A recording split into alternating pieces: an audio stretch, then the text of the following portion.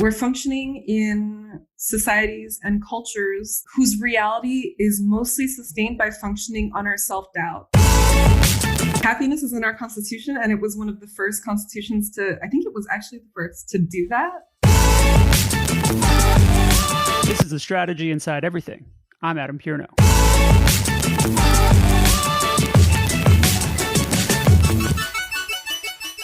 Welcome back to another episode of The Strategy Inside Everything. We've already been talking for 15 minutes, and at one point I forgot to record, but we started recording and then we got off topic. So this should be a long and winding road with our guest today, Angela Natividad, who is the co-founder at Hurrah and also the chief operating officer, I should say. Angela, how are you?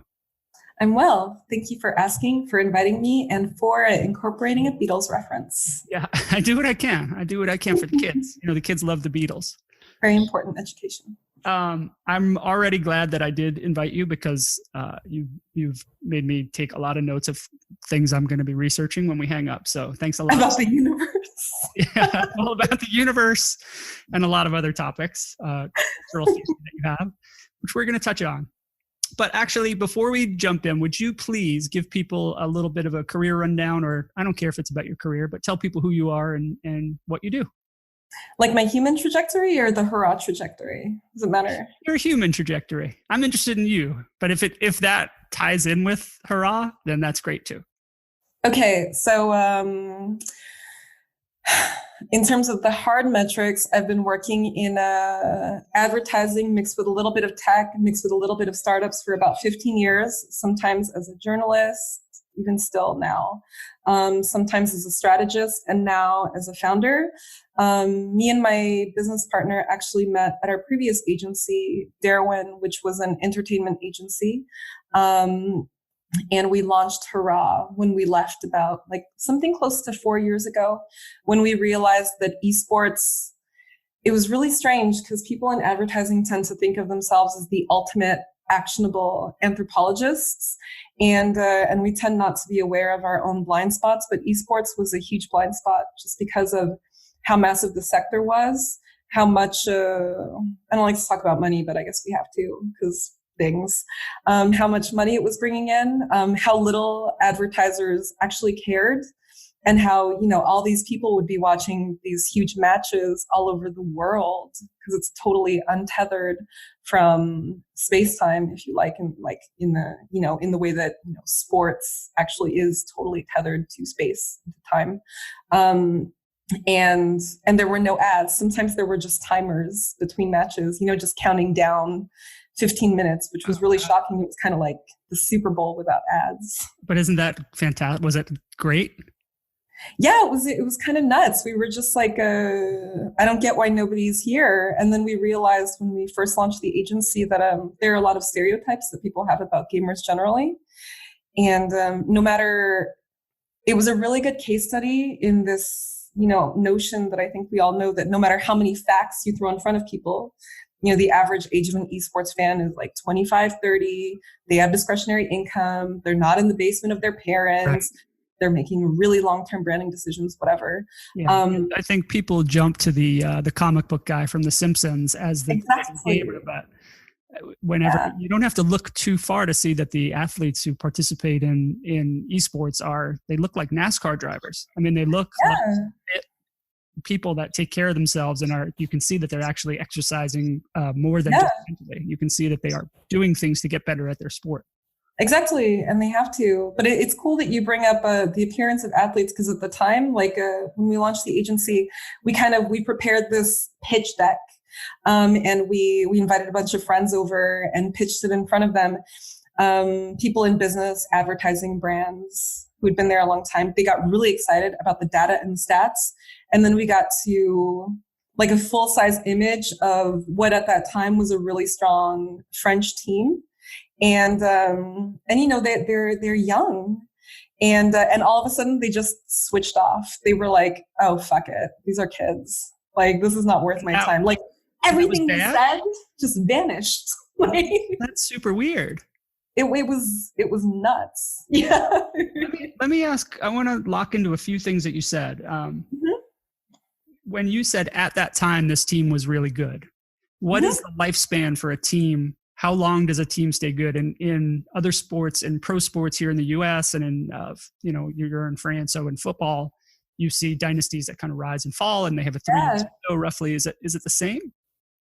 So one of the really cool and interesting things about esports teams is that teams with a lot of longevity, they tend to be multi-gaming teams, because esports, I mean, to be fair, sports is changing all the time. People are inventing new sports all the time, but football is probably still going to be popular and probably look the same 100 years from now. Esports is basically on a video game marketing schedule. So, it needs to blockbuster and it needs to do really well. And maybe a year from now, it's not going to matter. Like the big esports that are killing it right now didn't even exist 2 years ago. So a lot of the teams that are really strong have really strong marketing, in addition to making really smart, who's on their team kind of decisions. But they also tend to be multi-game teams. So they will be strong or weak depending on the specific people and the games that you're talking about. But the team collectively, will have a certain value depending on, what moment in time and what game you're talking about. Is it, so this is perfect. I'm an outsider to esports. So if you're listening to this, I'm your guide to asking questions if you don't know, and we have an expert here, which is fantastic. Actually, I don't know if I'm an expert, but I'll try. Well, you know more than I do, which I will take. Angela did an episode of the fantastic Marketing Over Coffee show as well, which has a good primer for what we're going to go into. And I'm going to try to go a little bit deeper and talk more philosophically. As an outsider trying to understand it, right now I know Overwatch is one of the big sports. That's one of the big games that teams are playing. Right. Yeah. But what makes also kind of an exception to what I've just said, but we can talk about that later. Well, yeah, that's why I'm asking, because I know that it's an exception. But what makes esports impenetrable to me as what might be a potential fan or as a marketer, I can't figure out when you say football. I really have choices, right? But if I say baseball, I know what game we're going to play. Basketball, I know what that's going to look like. When someone says esports, I roughly understand the stadiums. I understand what that feels like, but I don't even know what goddamn game they're going to be playing. And sometimes I picture a game like Overwatch where I go, oh, okay, I can get my head around this. I know what it is. How does that tide rise and fall? And is it the games that are so good, or is there something that makes a good esports game? It's really cool that you say this, because I think esports is fairly young and it's just kind of arriving into mainstream consciousness. So people do a thing that they do when something is new. They tend to talk about it like it's a monolith. But talking about esports as a monolith is kind of like talking about sports in generalities. Like you can ask Serena Williams how she feels about sports, and maybe she'll say like a couple of maybe useful things, but you should really ask her about tennis. Right. Esports is the same. And it's really hard for people to grasp the degree to which it's proteoform. So one of the issues that you encounter in esports, for example, in addition to what I was talking about earlier, which is that, new games are coming out all the time in their respective categories, is that often when people think about esports, they'll think about simulations of existing sports. So they'll think about FIFA. Yeah, or Madden or something like that. Yeah, exactly. Or NBA 2K, whatever. And definitely that is part of the esports universe. That is a super tiny part of the esports universe. That's last time I checked the figures, that's less than 8% in a massive universe. Like in practical terms, an esport is any kind of video game that you play on a platform where you can have a person competing against another person. And this is also, even within the sector, kind of a contentious discussion. So for example, we can all generally agree that CSGO, League of Legends, Overwatch are esports. We kind of like have the model, okay, you've got teams, people playing against each other.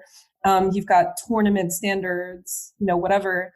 There are bigger points of contention about games like, Just Dance, for example. Technically, it's an esports. Sometimes people don't feel that way. Fighting games like Street Fighter or Tekken, these are also esports, but fighting games don't like to be considered esports because they don't like the baggage, which is a really interesting point of discussion. Fortnite is also technically in its own way an esport, but people don't like to think of it that way. And there are a million reasons why people might not like to think of it that way. Like they don't like the way that it's marketed. They don't like that it's very entertainment and, less focused on, the super competitive side. But that's also, entertainment is also really important because we're moving. So, yeah, but it is a game, and a game, it's okay that a game is entertaining. I mean, my kids play Roblox with, there's 100 games in there, but they play one particular game in Roblox with people from around the country. Yeah. Not an esport. Yeah. Why not? Yeah. But that's the thing. Like, there's a sort of, especially now, there's a kind of purism about esports on the inside, but there's also kind of a lack of clarity about what esports is on the outside. I think one thing that we can generally agree on, though, is that when you're talking about esports, nobody has really found kind of like the football of esports. Like when you get a bunch of people together to watch the Super Bowl, even if I don't follow football, I don't care that much. I generally get the game. It can generally be fun for me. I'll be okay being there. In a lot of cases, most esports are kind of way too complicated to do that, like to just bring in a bunch of people who don't care that much or don't really get it. Personally, I think that Fortnite does really good work in this regard, like kind of opening the door to, it's okay to be competitive on the one hand, but also entertainment on the other. Like, I think we need both. It's also like sort of cartoony and, it's pleasant. It's accessible. Yeah, exactly. And what made the Super Bowl, we're not afraid of it. What made Super Bowls accessible is not that people like the sport better or worse or understand it. It is that it became a connection to culture a lot through advertising and through celebrity and through the athletes becoming stars. So let's rewind and go back to when you said you introduced Hurrah and you started and nobody was there. No brands were there. Mm-hmm. Even before that, you said you don't like to talk about money, and we know it's generating money. So are brands showing up in that 15-minute countdown now? Or is there, I know we wouldn't call it ads. It's probably sponsored content or something more clever than I'm coming up with, but right? It's a content. Let's just not bullshit around. It's fine, they're ads. Are you doing 15 minutes of ads, or are they doing packages of the different teams and this player's journey to get to this championship game, or how is it working? It's actually, it's really cool. I'm going to talk to you about our journey specifically because it's, I think I don't know that anybody can ever do anything different anyway. But actually, we thought that we would have a much tougher learning curve, especially with non-endemic brands, like consumer packaged goods, et cetera. Just because of, people's prejudices about esports, that was a really difficult thing to educate. Like even now it still is. And on top of that, being an American in France, France tends to be, in terms of new things, a bit of a much slower adopter than American brands or the American mainstream in general. Mm-hmm. With esports, though, France has had a huge advantage. It's a culture that's already nourished the ecosystem of esports for over 10, 12, maybe even 15 years. The government is tightly involved. And brands that we thought would be kind of like wait and see for about a year or so, like, waiting for other brands to make a bigger splash. They were wait and see for a while. And then they gave us a surprising amount of trust. Like, for example, we were able to do really cool stuff with Nestle in its first foray into esports. We were actually able to organize a contest where we could gather together all of the most passionate fans of League of Legends in France and actually, hand select 100 and then take them on a bus to LOL Worlds in Hamburg. That was a huge execution, and they trusted us even though we were really young and small. They didn't have to. So it turns out that in terms of brand acceptance, it's been really good here. And are there Because I asked about Overwatch, and then you just brought up that League of Legends thing. Are there people that are just fans of one game? Yeah, of course. And so do they play one game only at a tournament? So the interesting thing about fans, it's like there are tons of different kinds of cottage universes of fans, right? Like my husband is a really huge fan of CSGO. He watches it, he plays it. There are other games that he's tried and given up on, but he still watches them on Twitch. So for example, he tried Hearthstone like one time and realized he didn't like it, but it's been like over a year and he still watches it. He watches it really regularly. So you have this sort of diversity in terms of like what you might be playing regularly, what you might be playing casually, and also like, just things that you're just really into watching for entertainment or strategic purposes. How long does a game of Hearthstone go on? I don't know. Like, I guess it depends on the play, but maybe like 10 minutes. Okay. Like, it's card games. So if you're watching that, does that mean you're not watching something else? Like to insert something else into your media diet, you're cutting out something else. So if you're a hardcore fan, you're what else are they giving up most frequently? Do you have any insight into that? So one of the I have a twofold answer to this. So twofold answer. You're allowed 3. Thank you. So one of the cool reasons that we got into esports was it was like I was telling you earlier, like we realized that people were not talking to this audience, like people in advertising. I mean, let's be honest, we want to talk to the prom king and queen. We want to talk to sexy kids. We don't want to talk to kids. We don't want to talk to adults or old people or the disabled. We really just want like the prom king and queen. And gamer geeks, like what we consider gamer geeks, like there are a lot of people that just don't want those people.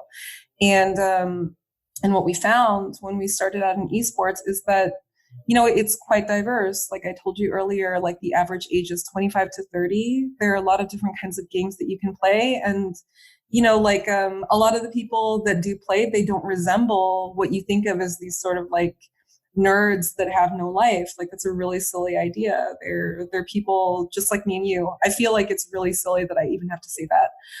But one of the weird effects of the stereotype is that they are, like at the time that we launched, they are totally cut off from any other advertising and media for at least 5-6 hours a day. Like they're just focused on their thing. And that leads me also to my second point, which is that, people get really upset now about like Facebook and Twitter. And we also feel kind of trapped in these social networks where we're all super visible and everybody has access to us and they're probably manipulating us, whatever.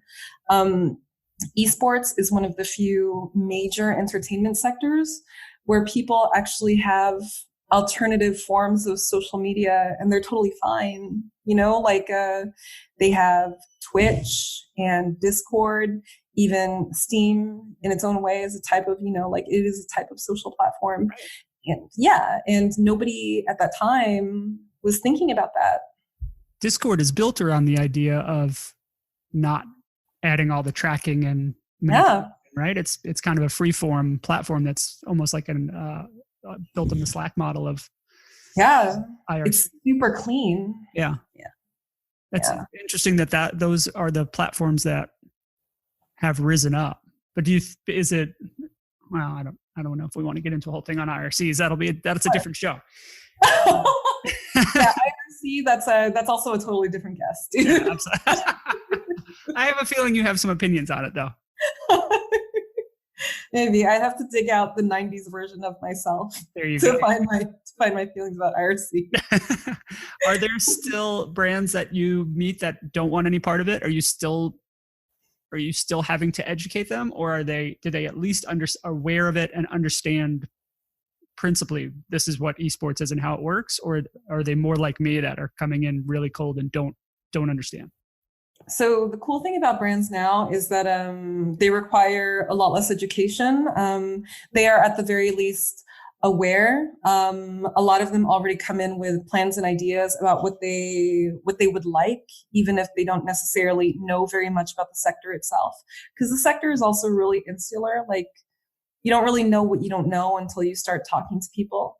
And I think brands have done really good work in that regard. And I think the sector has also done good work in terms of like helping educate people. Like there's a lot that can be said about Blizzard and Overwatch, but Blizzard has tried working really hard also to get non-endemic brands to understand it. I think Twitch is also working really hard too, like as it diversifies to get people who are outside of, gaming generally to understand it. But there's also one of the co-founders of ESL, which is like one of the bigger tournament organizers in esports, Ralph Reichert. He said something really interesting at an esports bar, which is like a sector conference recently. He said, like there are lots of brands that are trying to get into esports, and they succeed at varying levels, depending on, how entrenched and how well they study, whatever. But for sure in the future, just because of where the world is going and the degree to which everything is becoming, engagement is important. And when you're talking about engagement, you're also talking about the way that you're addressing people and getting involved with people and, creating tactility for people and involvement for people. He said at the very least, every marketer is going to require a foundational gaming strategy on top of which they can ultimately build an esports strategy. And I thought that was really interesting. That is interesting. Yeah. I want to ask you've been in this space now for a couple of years. Have you seen changes now in the way Blizzard and other companies are developing new games for esports based on, or maybe not for esports, but how is the interest in esports in particular changing the way they are cycling through and coming up with game concepts? Fortnite developed during the time of esports and I agree with you, it's not a traditional esport and it feels like an outsider game, which is fantastic ultimately for esports because it's introducing more people into play. Mm-hmm. But are you seeing anything in terms of a focus on games that would be great for competitions, or have you seen anything that's shaping the way games are developed? So on the one hand, when you're talking about esports, what you're talking about is a sector that has DNA, like pretty strong DNA from the gaming industry. And a lot of the things that kill it in the gaming industry, I mean, it's like anything in social, in art, in creative, it's alchemy, right? Like when we talk about Fortnite specifically, we're talking about battle royale games. And right. Battle royale games have the Google of the whole entire category of games. Exactly. Yeah, and we have precedent for battle royale games. They weren't always all that. It's just, like it depends on how the culture feels at any given time. Nobody could have seen that Fortnite was going to kill it after PUBG. So there's that on the one side. On the other side, like when you're inside the business of esports, one of the things that you find is a lot of the people that are kind of like the tastemakers of the business of esports, like people who are high up now in Blizzard, in Twitch, in ESL, they came from esports originally. They're fans originally, and they have this. At the very least, they manifest a perspective that for a long time has been very true to esports, which is that even though it's not necessarily bound by space, it does tend to be super grassroots and very local. And the things that have mattered and created a larger culture of esports have come from those roots of, being really close to the user. And what we're seeing now is there's kind of like an awkward and sort of gross joke that everybody kind of bandies around in the industry, which is that everybody's talking about all the money, like that's all we talk about is all the money. Where is it? Like we can't find it. And the result of this is that everybody, from the biggest publishers to tournament organizers to whatever, is mobilizing to kind of shape the future of esports for better or for worse. I think we all agree that we want a sustainable and more inclusive industry over the long term. But now we have something that we did not have before, just because of all of this pressure and talk about money, which is that you have a corporate perspective that is now talking to grassroots, and that in a lot of ways is shaping esports in ways that it could not before. Like to give an example, Overwatch. Overwatch is the Overwatch League is really strange in the sense that it's organized against behaviors that we know have existed in esports for a long time. So for example, like I keep saying, esports is not bound by space. So there was never this idea of like teams that were bound to a place, you know, in the same way that a team could represent different games. Those players that are on a team could be in different places. So, you know, you won't necessarily have like a Paris team or a San Francisco. Right. It doesn't have to be place-based. Exactly. So fans would express loyalty and follow, you know, maybe players that they really like, sometimes for cultural reasons, sometimes not. Or sometimes they would express loyalty to a brand like Fnatic or G2, which are both like really strong, you know, team brands right now. And what Overwatch is doing, I think for very clever marketing reasons, but also I think, you know, for other larger reasons, is that they are creating a model that's based on cities and one single team focused on, you know, one single sport, which is Overwatch. You know, like, and you have Paris Eternal, and, you know, you have Dallas Fuel, you have city-based teams. And they're creating a model that was not endemic to the sector, a behavior that is not endemic to the sector, but that comes actually from traditional sports. Right. And so they're doing that to make it cross cultural lines that people are familiar with and make it a little easier to get your brain around it. Even though, I mean, if you take the Dallas Mavericks, none of those 12 players on the roster are from Dallas. Right. Same thing with the Overwatch team. Probably some of those people have never been to Dallas, right? Yeah, there are very few French people on Paris Eternal. Right. That's the team they play for. That's the T-shirt they wear. Of course, yeah. But it's odd because for a long time I didn't think that it was going to work. Like, it's also a very highly subsidized model. It's a model that works well for marketers because it's easy to pitch to brands. It's a model that they understand. Right. The argument that they have is also that it will be easier for users because they know who to love and who to hate. Because if New York is playing Boston and you're from New York, well, then you know exactly what to do. Right. You come in with some kind of a grounding principle of how to cheer and how to boo. Yeah, but I also think that's kind of, well, one, I think that's kind of a shame because when I went to my first big esports competition, which was a LOL competition in Paris, one of the things that really impressed me was, you know, like one of the big problems of sports is hooliganism. And even when the opposing team that people didn't like did something really cool, everybody cheered anyway because they were still excited by the achievement. Exactly. They were excited by the achievement. They recognized the level of strategy. And I thought that was really contagious and cool. Yeah, this is interesting. This is an interesting approach. Before the location-based teams, you mentioned a couple other teams by name. And I was thinking about NASCAR, that those drivers are locked to a contract that is a team. Mm-hmm. For an outsider, I don't know many of those teams. I know probably the top 2 or 3 race teams, but I really know them by brand. I know by the logo that is on the hood and maybe the one that's on the driver's door that gets coverage, you know, during passenger door during the races. Yeah. So it's interesting to see esports being clever about making the teams mini brands that can be sponsored and you can buy in, and trying to keep those things elevated above the sponsor brand. So it doesn't just become the M&M's team. Oh, nothing. I love M&M's. I love M&M's, but I just said it's sponsored by X, you know, X body spray team. Yeah. Oh God. Yeah. I'm sure you're trying to tread as you're developing this whole system. How much forethought is going into where we're putting brands and where we're putting sponsorship and logos? Is there big considerations, or is it such a soup that we're testing a lot of things in real time and seeing what works?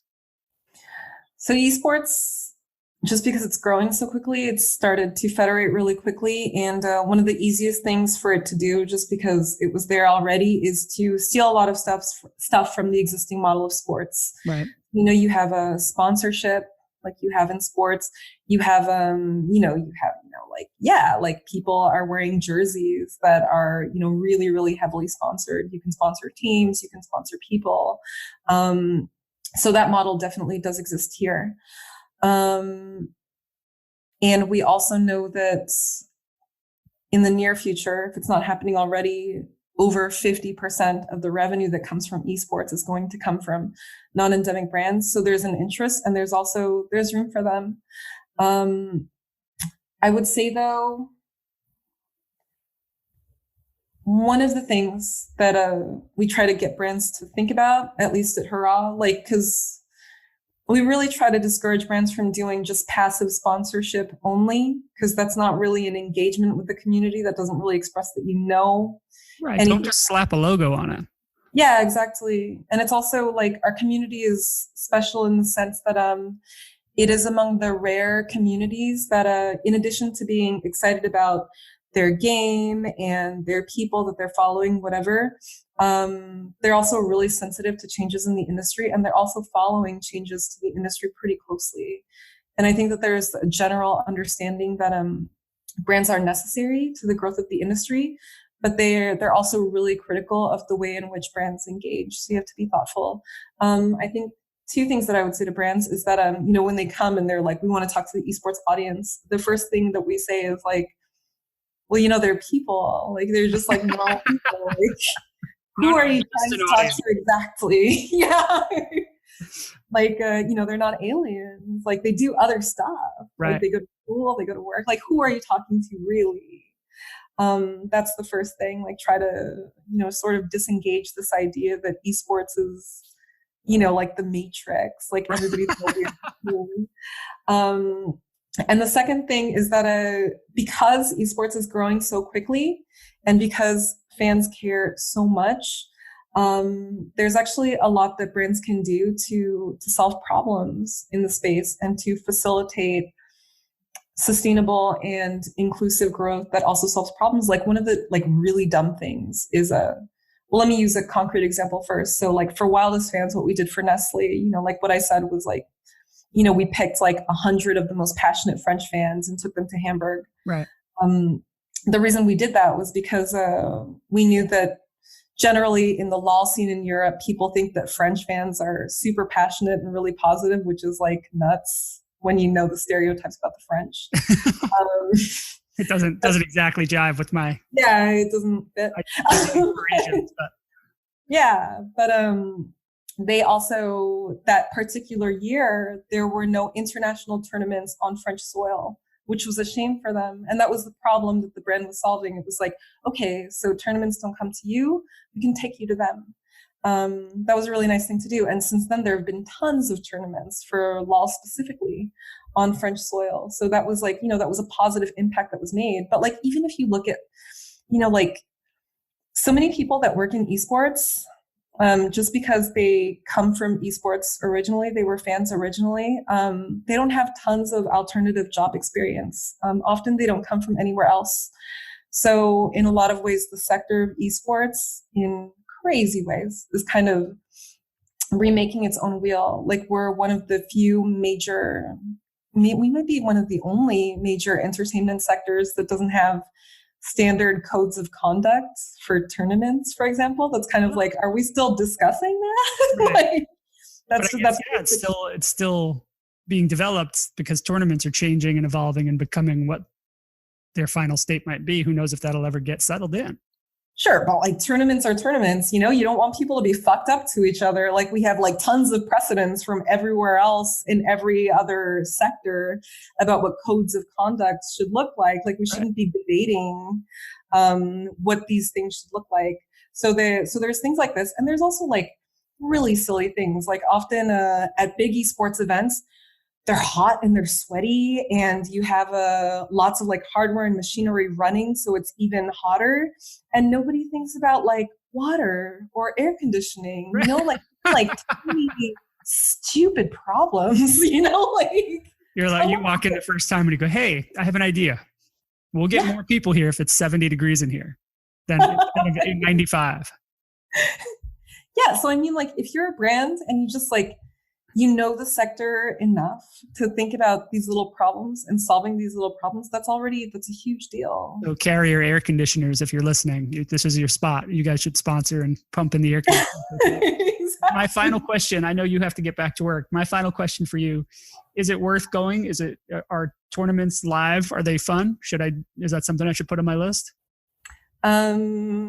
Depends on the tournament, obviously, depends on what you're into, but yeah, I totally recommend it. Like I said, when I started, I didn't know that much about the sector, and the vibe was just it's contagious, it's tens of thousands of people and they're all just happy, and it's beautiful. The entertainment, the production quality is getting better and better. It's getting really, really cool. Yeah. I think that there's a lot to be said for that. Even just in terms of from an anthropological perspective, because esports is still trying to find its identity in terms of lifestyle branding, right. What different communities look like from a lifestyle perspective. I think it's definitely worth checking out and going to. Yeah. Put it on my list. All right. Well, Angela, thank you so much for joining me today. I appreciate you taking time out of all the work that you've got going on right now. No, thank you. Where can people find you? That's a really good question, because I'm starting to feel weird about the social networks, but I guess that's where you get found, on Twitter, I'm Luck the Lady, obviously. Well, not obviously, because maybe people... That is not obvious. Yeah. Luck, like the Sinatra song. Luck be a lady. Okay. So the agency... Stop it. You need sleep, I think.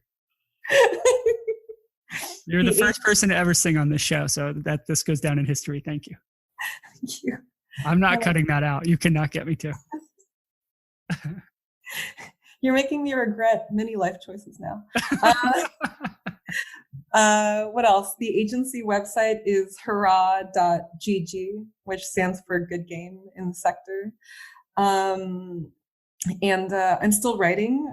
About advertising at Muse by Clio, which is Muse by CL.io.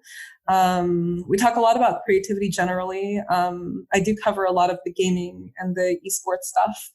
But yeah, that's where I can be found. Excellent. Even your answer to where can I be found was thoughtful. Thank you. Thank you so much for joining me. So awkward.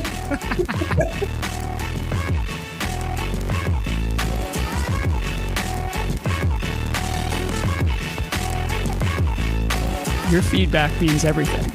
Send us a tweet at @apierno or @strategy_inside. Leave us a review on iTunes or whatever platform you're listening to. And please share this podcast with your friends. Let people know you like it, and send people you want to be guests our way. We would love to hear more.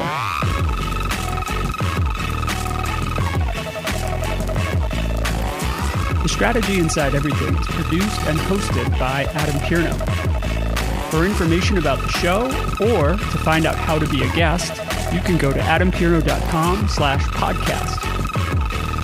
For information about Adam's books, Underthink It and Specific, or to find out how to invite Adam to be a speaker at an upcoming event, please go to adampierno.com/speaker. Thanks for listening.